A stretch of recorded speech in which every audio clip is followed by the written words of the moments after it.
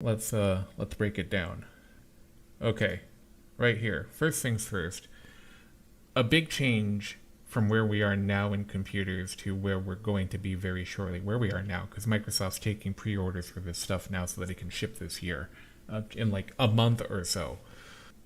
What they're doing is some computers will have discrete hardware that you'll be able to install. This is a new kind of expansion that we haven't had in consumer PCs before. It's hardware that's dedicated to letting AI do its thing faster without occupying the gaming hardware that you have in your computer. It's called an NPU, neural processing unit.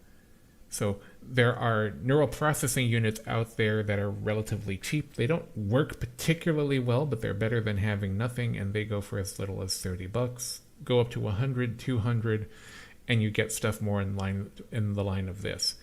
And in the future, we're not going to be buying computers and then adding this component to it. Starting with the Copilot Plus PC, the Surface stuff from Microsoft, they're going to be putting the AI stuff directly on the chip.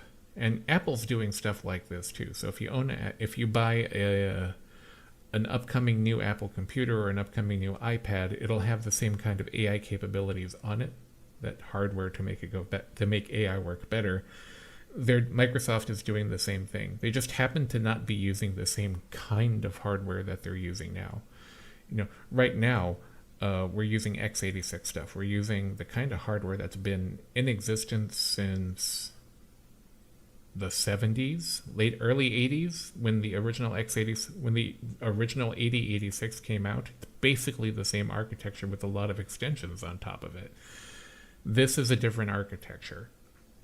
So it means that some stuff isn't going to work the way we want, some stuff isn't going to work at all, but it's also a more efficient platform. And it remains to be seen how that's going to play out between their ARM architecture and the PC stuff that we have today.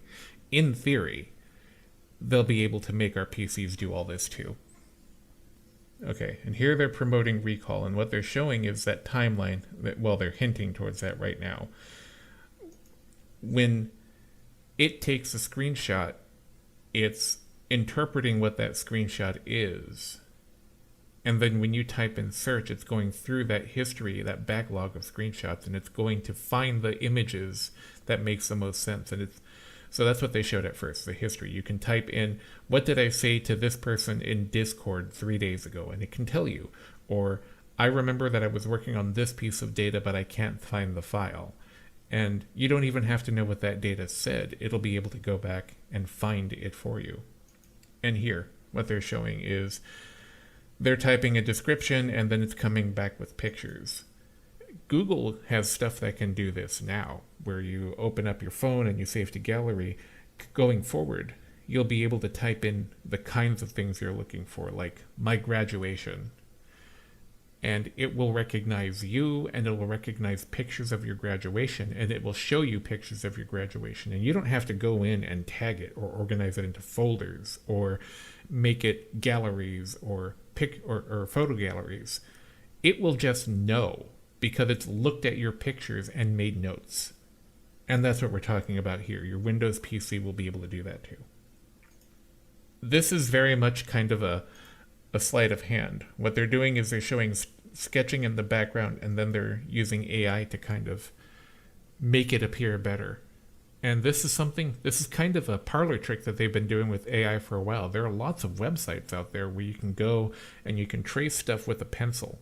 Or not a pencil, your mouse cursor, but that uses a pencil tool on the screen. You can draw this rudimentary picture of a cat, and then you can click the generate button and it'll go, and then there's a picture of an actual cat because it recognizes your doodle as such and it substitutes it in. This is doing the same thing now, but except instead of being a special website that you do it with, it'll be with Microsoft Paint.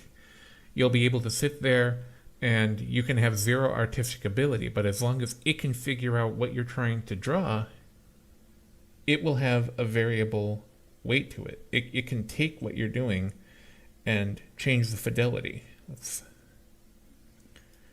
jump to here. Here we see the slider. The creativity level, the bottom is where you start. You raise it up and you increase the quality. like that. Now, I don't know how true to fidelity that will be, but I can tell you that AI can do things like that now. I don't know what that will look like on the PC, but this is a thing that can be done. So, there may be a little hyperbole, but basically this is a thing that can happen now and that will happen later. And this right here is the holy grail. What they're basically saying is that the AI that you'll have on your computer will be able to live translate. In other words, I'm speaking English and I'm talking to someone who only speaks Russian. They'll be able to watch this stream on their computer and have it live translates to Russian. Now, something I don't know how this is going to work. I don't know if they're talking about just text, but the power exists that we can do voice too. Like, if I were willing to pay for it, I could go into a commercial service and upload my video and tell it I need to speak Portuguese. And it will take my mouth and make it look like I'm speaking Portuguese and take my voice and use my inflection, and I will be speaking Portuguese in that output video.